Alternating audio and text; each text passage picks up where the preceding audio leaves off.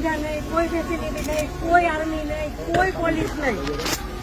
જયારે મોટા મોટા નેતા આવે, કોઈ વીઆઈપી માટે પાછળ કેટલી ગાડી, ઉપર હેલિકોપ્ટર શેનાથી હાલે છે? ટેક્સ પે કરે છે એના ઉપર નથી. વીઆઈપી માટે જે સર્વિસ છે એ આ લોકો માટે કેમ નથી?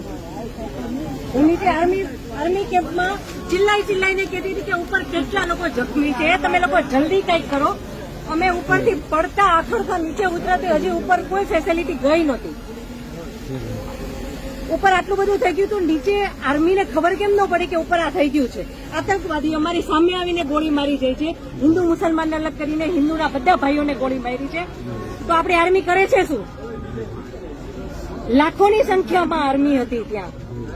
અને જે ટુરિસ્ટ પ્લેસ છે ત્યાં કોઈ આર્મી મેન નહીં, કોઈ પોલીસ મેન નહીં, કે કોઈ ફર્સ્ટ એડ કિટ નહીં, કાંઈ જ સુવિધા નહીં. એમાંથી એક આર્મી મેન એવું કહે છે કે તમે લોકો ઉપર ફરવા શું કામ જાઓ છો? હવે તમે મને એ વાતનો જવાબ દો.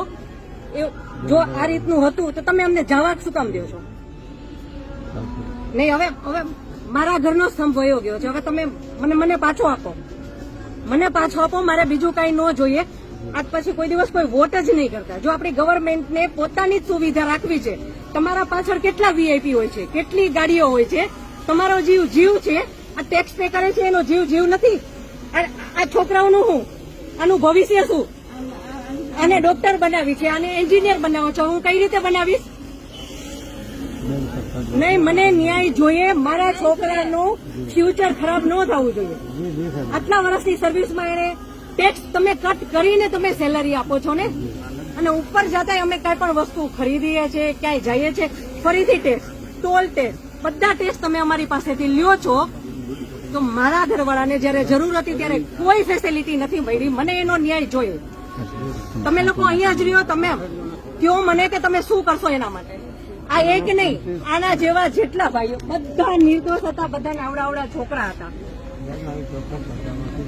નહીં, સરકાર ખાલી કહે છે કે અમે કરશું. આ બધું બની ગયું. આ બધાને હોસ્પિટલ ખબર નહીં શું ફેસિલિટી મળી ન મળી. બીજે દિવસે આટલો કરફ્યુ, આટલી રોડ બંધ, રોડ ઉપર 100-200 જ્યાં જોઈને ઢગલા. નહીં સર, નહીં, સાંભળો, તમારે સાંભળવું પડશે. જયારે બધું પતી જાય પછી આપણી ગવર્મેન્ટ આવીને ફોટા પાડે છે કે અમે આર્મી ઓફિસર અહીંયા હતા, પોલીસ અહીંયા હતા, નેતા આવ્યા છે. પછી શું કામનું?